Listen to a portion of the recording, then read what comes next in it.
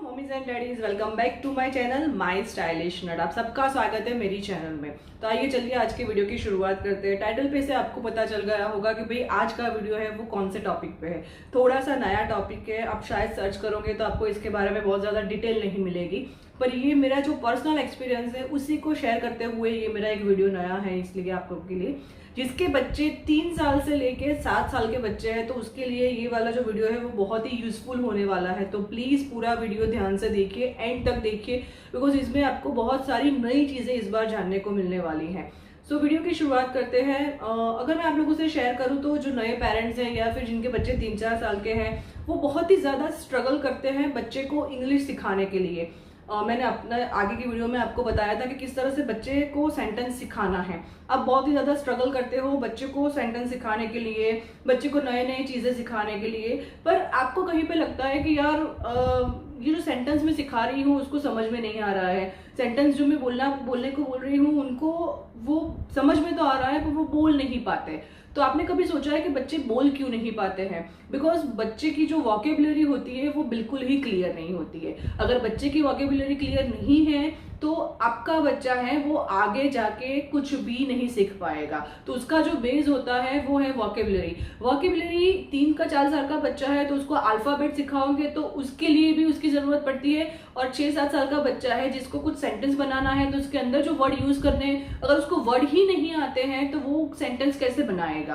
तो ये एक टफ टास्क है। तो इसी के लिए इस टफ टास्क को मैंने थोड़ा सा इजी बना दिया है।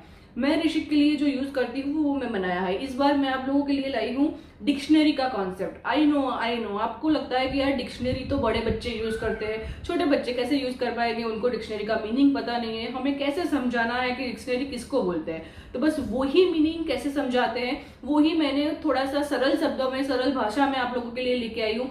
एक मैंने बुक का रिव्यू किया है जो है पिक्चर डिक्शनरी है, जिसमें आप 3-4 साल से बच्चों के लेके 6-7 साल के बच्चों को लेके लिए किस तरह से यूज कर सकते हैं वो चीजें मैंने बताई है। और जो दूसरी बुक है जो मैंने खुद ऋषिक के लिए बनाई है और जो मैं खुद अभी ऋषिक के साथ यूज कर रही हूँ, डिक्शनरी वर्ड बैंक जिसको भी हम बोल सकते हैं। आप उसको कोई भी नाम देख सकते हैं, वर्ड बैंक भी बोल सकते हैं, वर्ड वॉल भी बोल सकते हैं, या फिर डिक्शनरी भी बोल सकते हैं। अल्टीमेटली उसका जो नाम है, कॉन्सेप्ट है, वो सेम है। जिसमें मैं क्या करती हूँ कि भाई डेली एक नया वर्ड है जो मैं ऋषिक के लिए बोलती हूँ, या फिर वो कोई और जगह से सुन के घर पे आता है और मेरे पास वो मीनिंग शेयर करता है कि मम्मी यार इसका मीनिंग क्या होता है, मुझे आज पता नहीं चल रहा है। तो मैं क्या करती हूँ कि उसको उसका मीनिंग समझाती हूँ, मीनिंग उसको माइंड में आ जाए, समझ में आ जाए। उसके बाद मैं उसको बोलती हूँ कि तुझे उसके ऊपर एक सेंटेंस बना के देना है। मतलब कि हमें पता चल जाएगा कि बच्चों का जो वो कॉन्सेप्ट है वो माइंड में क्लियर हुआ है या नहीं हुआ है। जब वो सेंटेंस बना के देता है मुझे, तो मुझे होता है कि चलो उसको वो कॉन्सेप्ट क्लियर हो गया है। तो उस हिसाब से वो क्या है कि आज वो आएगा तो वो कल अगर कोई और नया वर्ड मिलेगा तो आज का जो वर्ड है वो भूल जाएगा। तो उसके लिए मैंने एक डिक्शनरी उसके लिए होममेड बनाई हुई है, जिसमें मैं उसका पूरी डिटेल्स जो है उसके अंदर वो मैं फिलअप करवाती हूँ। जैसे कि आज मैंने एस पे से कराया है तो उसको एस का नाम देती हूँ, मीनिंग समझाती हूँ और उसका सेंटेंस करवाती हूँ। तो इस हिसाब से उसकी एक पूरी वर्ड की डिक्शनरी रेडी हो जाती है और वो चाहे उतने साल इसको वो संभाल के रख सकते हैं, बिकॉज ये उसको लाइफ टाइम काम में आने वाली है, यूजफुल होने वाली है इस तरह की चीजें। तो आइए चलिए मैं आपको दोनों बुक बताती हूँ, दोनों बुक का यूज कैसे करना है वो भी इसके अंदर समझाती हूँ। आइए चलिए वीडियो की शुरुआत करते हैं। आइए चलिए वीडियो की शुरुआत करते हैं। शुरुआत में हम बात करते हैं, सबसे पहले मैं आपको एक पिक्शनरी दिखाऊंगी। पिक्शनरी का मीनिंग क्या होता है कि पिक्चर डिक्शनरी इसको हम बोलते हैं। जब बच्चे छोटे हैं तो उनको हम इजीली डिक्शनरी का मीनिंग समझा सके, उसके लिए आज मैं आपसे बात करने वाली हूँ। मेरे पास एक पिक्शनरी है जिसमें पिक्चर डिक्शनरी भी इसको हम बोल सकते हैं। माय अल्फ़ाबेट करके ये पिक्चर डिक्शनरी है, जिसके ऑथर का नाम है डॉक्टर रश्मि पचपांडे। ये जो है वो एक डेंटिस्ट सर्जन है बाय प्रोफेशन, और उनको बुक रीडिंग का बहुत ज़्यादा शौक है, इसलिए उन्होंने खुद की एक बुक लॉन्च की है। मुझे ये बुक पर्सनली इसलिए बहुत ज़्यादा पसंद है बिकॉज ये बुक की एक खासियत है। ये बुक ऐसा नहीं है कि छोटे बच्चे ही यूज़ कर सकते हैं। ये बुक एक ऐसी चीज़ है जो 3 साल से लेके 7-8 साल के बच्चे ईजिली यूज़ कर सकते हैं। अब मैं आपको समझाती हूँ कि इस बुक का यूज़ आपको कैसे करना है। अगर आपके पास कोई भी ऐसी पिक्चर डिक्शनरी है तो उसका हम यूज़ कैसे करते हैं। जैसे कि हम शुरुआत करते जैसे ए फॉर एप्पल। एप्पल से अगर हम शुरुआत करेंगे तो उसके अंदर जब छोटे बच्चे हैं तो आप उनको अल्फ़ाबेट सिखाने हैं, तो इस तरह की पिक्चर डिक्शनरी से उनको अगर सिखाएंगे तो उनको उसका मीनिंग बहुत ही ज़्यादा समझ में आएगा, बहुत ही ज़्यादा डिटेल में उनको पता चलेगा। जैसे कि ये ए है तो ए पे से आप उनको इतने सारे एरोप्लेन हैं, एस्ट्रोनॉट हैं, या फिर एग्स हैं, एप्पल हैं, एरो हैं, एंट है, तो वो सारी चीज़ें आप उनको बताएंगे तो उनको माइंड में बहुत ही जल्दी ये सारी चीज़ें क्लियर हो जाएगी, इजीली क्लियर हो जाएगी। अब ये तो हुई 3 या 4 साल के जो बच्चे हैं उनको सिखाने के लिए इजीली ट्रिक जो है वो एक मैंने बात की। अब इसका जो रियल यूज़ जो मैं यूज़ कर रही हूँ, बिकॉज ऋषि अभी 5 साल का है, so what I am doing, मैं इसका यूज़ इसलिए कर रही हूँ बिकॉज आपको लगेगा कि भाई अभी 5 साल के बच्चे को सीनियर केजी में या फर्स्ट स्टैंडर्ड के बच्चे को इसकी क्या ज़रूरत पड़ती है, पर इसकी एक्चुअल ज़रूरत आप देखेंगे तो उसी बच्चे को पड़ती है। बिकॉज उसमें क्या है कि जब आपको बेसिक इंग्लिश सिखाते हैं बच्चे को, बेसिक जब स्टार्टिंग में इंग्लिश सिखाते हैं, तो मैंने आपको पहले भी बताया था कि बच्चों को इंग्लिश बोलने के लिए या फिर इंग्लिश सिखाने के लिए उनकी वोकेबुलरी जो है वो क्लियर होना बहुत ज़्यादा ज़रूरी है। अब वोकेबुलरी आपको कहाँ से मिलेगी? रोज़ आप कितने सेंटेंस या कितने वर्ड्स बच्चों के लिए ढूंढ रही है तो आपको मिलेगा, आप नहीं सो ढूंढ पाएंगे उसके लिए। इसलिए मैंने इस तरह की बुक रखी है कि इसमें से अगर वो डेली रीड करेंगे तो उनको वोकेबुलरी है, जो नए नए वर्ड्स हैं जो वो भूल गए हैं, जिनको वो उनको याद नहीं है, वो सारे वर्ड्स वो इजीली इसके अंदर बोल पाएंगे। और ये इतना क्लियर वे से इसके अंदर विथ पिक्चर दिखाया गया है कि कोई भी बच्चे को कोई भी चीज़ है, कोई भी डिफ़िकल्ट स्पेलिंग भी है अगर उनको, तो उनको सीखना यार याद रखना बहुत ही ईजी हो जाए। जैसे कि किचन वाला स्पेलिंग है, किंगफिशर वाला स्पेलिंग है, इसके मदद से आप बच्चों को स्पेलिंग भी सिखा सकते हो। स्पेलिंग है या फिर वर्ड्स बिल्डिंग करना कैसे तरह से करना है, फोनिक्स की एक्टिविटी है, बहुत सारी चीज़ें आप ऑल इन वन ये एक बुक से बच्चों को सिखा सकते हो। तो मेरे मानना, अगर मैं बात करूँ आपको इस बुक की, तो मुझे लगता है कि भाई ये 3 साल से लेकर 7 साल के बच्चों के लिए परफेक्ट बुक है मेरे लिए। बिकॉज मुझे ये इसलिए भी ज़्यादा पसंद है बिकॉज एक तो इसमें पिक्चर बहुत ही बड़े दिए गए हैं, और एक कि इसमें जो भी वर्ड्स दिए गए हैं, जो भी सारे वर्ड्स दिए गए वो बहुत ही क्लियर दिए गए हैं। मतलब कि अगर आप बच्चों को समझाते हो, उसके मीनिंग समझाते हो या फिर उसकी वोकेबुलरी के लिए यूज़ करते हो, तो उसको बहुत ही ईजिली वो चीज़ें याद रह जाएंगी। इसलिए भी मुझे ये पर्टिकुलरली बहुत ही ज़्यादा पसंद है।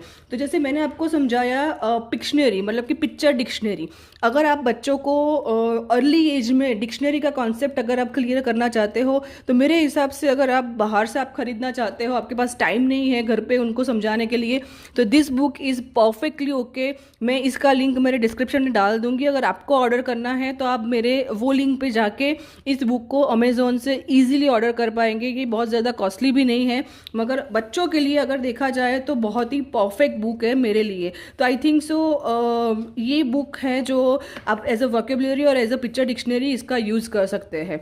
अब हम बात करेंगे कि भाई DIY मतलब कि होममेड डिक्शनरी किसको बोलते हैं, क्यों हमें बच्चे को होममेड डिक्शनरी या फिर डिक्शनरी का कॉन्सेप्ट समझाना चाहिए।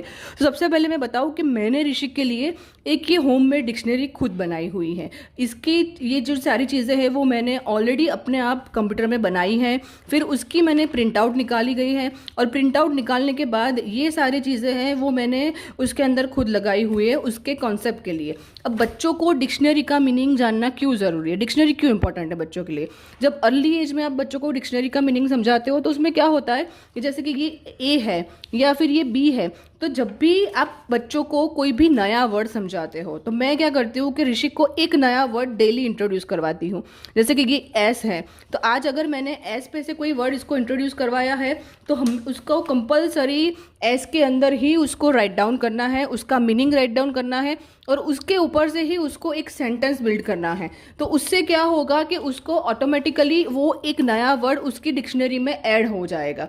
बच्चों जब छोटे होते हैं तो हम जो बाहर मार्केट में मिलती है वो वाली डिक्शनरी उसको यूज़ नहीं कर सकते, बिकॉज उनको उसका मीनिंग पता भी नहीं है यूज़ करना, बहुत ही डिफिकल्ट वर्ड्स उसके अंदर दिए गए होते हैं। तो मेरा मानना है कि एज अ पेरेंट्स अगर आप बच्चों के लिए इस तरह की होममेड डिक्शनरी है जो मैंने वर्ड वॉल बुक बनाई हुई है बच्चों के लिए, उस तरह की अगर आप बनाएंगे तो उसके लिए बहुत ही ईजी रहेगा। बिकॉज इसमें क्या है कि जैसे देखो के, तो उनको क्या है कि अल्फ़ाबेटिकली उनको अरेंज करना भी पता चल जाएगा इसके अंदर, फिर कहाँ पे क्या लिखना है वो भी उनको पता चल जाएगा, उसका मीनिंग भी आपको उसको समझाना है, और उसके ऊपर से उसका सेंटेंस भी उसको राइट डाउन करना है। तो मतलब कि उसको ऑल इन सॉल एक जो वर्ड है, जैसे कि कव वाला वर्ड है तो उसका मीनिंग है, उसका सेंटेंस है, वो सारी चीज़ें बच्चे को पता चलती है। तो उसको पता चलता है कि भाई अच्छा ये एक नया वर्ड मेरी डिक्शनरी में एड ऑन हो गया है। तो ये डिक्शनरी उसका ऐसा नहीं है कि भाई 1 साल चलेगी या 2 साल चलेगी, अल्टीमेटली ये डिक्शनरी उसको लाइफ टाइम अपने साथ वो रख सकते हैं। जब भी उसको नया वर्ड मिलता है, कोई भी वो बाहर से भी नया वर्ड जान के आते हैं, तो उसको आपको बोलना है कि यार आपको इसके अंदर नोट डाउन करना है, फिर आपको उसका मीनिंग समझाना है और फिर आपको उसको समझाना है कि भाई अब आप उसके अंदर उसको अपनी तरफ से एक सेंटेंस बनाइए। पहले उसको आपको उसको चांस देना है बनाने के लिए। अगर उसको नहीं आता है तो फिर आपको उसको अलग तरीके से समझाना पड़ेगा कि भाई इसका सेंटेंस किस तरह से हम बनाते हैं। तो इसी तरह से बच्चों की एक होममेड जो हम बोलते हैं खुद की बनाई हुई एक लाइफ टाइम डिक्शनरी भी आपके लिए रेडी हो जाएगी। और बच्चों की वोकेबुलरी है, बच्चों को हम बोलते हैं कि भाई नए नए वर्ड्स जानना होता है, तो वो बहुत सारी चीज़ें आपकी इसके अंदर से सॉल्व हो जाएगी।